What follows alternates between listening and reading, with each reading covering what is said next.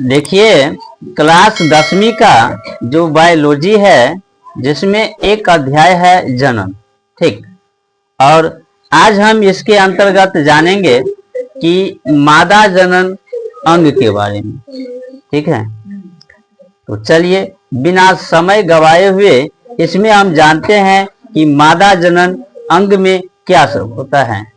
ठीक, देखिए सबसे पहले क्या है कि अंडाशय। ठीक है, सभी स्त्री में एक जोड़ा अंडाशय होता है ना। प्रत्येक स्त्री में एक जोड़ा अंडाशय पाया जाता है, जिसमें अंडाणु का निर्माण होता है। ऑब्जेक्टिव के लिए याद रखना है कि अंडाणु का निर्माण किस में होता है। ठीक है, तो अंडाशय।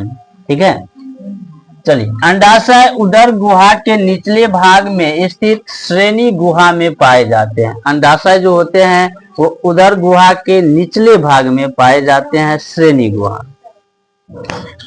ठीक है, तो सबसे पहला भाग ये होते हैं, है ना, मादा जनन तंत्र यानी कि अंग में।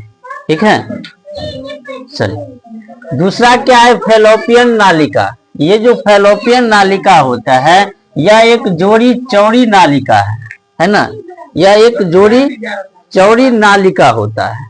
ठीक है, और ये नालिका चौड़ी होता है जो अंडाशय के ऊपरी भाग से शुरू होकर, ये जो अंडाशय है ना, इसके ऊपरी भाग से क्या होता है, शुरू होता है और साथ साथ नीचे की ओर जाती है ना, नीचे की ओर जाती है।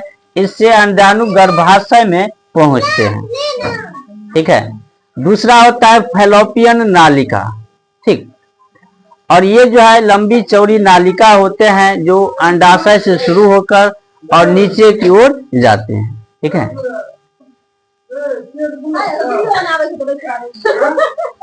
तीसरा क्या है, तीसरा है गर्भाशय। ठीक, यह मोटी दीवार वाली पेशीय थैली के समान रचना है। ये गर्भाशय जो होते हैं मोटी दीवार वाली पेशीय थैली सी रचना होते हैं। ठीक है, चल जो मूत्राशय तथा मलाशय के बीच श्रेणी गुहा में स्थित होता है ना।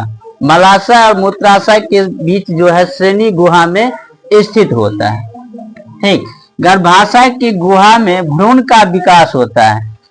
गर्भाशय में एक गुहा होता है जहां पे क्या होता है कि भ्रूण का विकास होता है ना। चलिए, इसकी लंबाई 7 से 8 सेंटीमीटर होती है। सामान्य लंबाई 7 से 8 सेंटीमीटर होती है, लेकिन 8वें महीने में, ठीक है, जब जो है गर्भ धारण किए रहते हैं तो 8वें महीने में 18 से 20 सेंटीमीटर भी हो जाते हैं। ठीक है, बहुत अधिक लंबाई। चलिए, चौथा क्या है, योनि।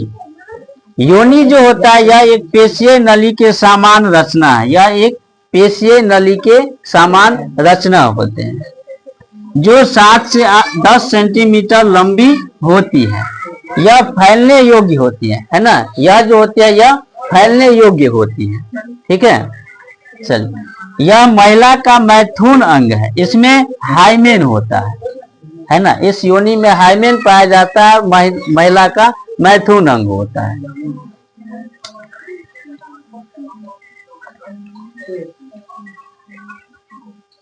जन्म के समय शिशु योनि से बाहर निकलता है। ठीक है, जब बच्चे का जन्म होता है तो इसी रास्ते से जो है बच्चे बाहर आते हैं। ठीक, चलिए आगे क्या है, पांचवा वल्व या भग। यह योनि के ठीक बाहर बाह्य जननेंद्रिय के रूप में स्थित होता है। यह योनि के ठीक बाहर होता है, बाहरी जननेंद्रिय के रूप में। ठीक, यह थे मादा जनन अंग।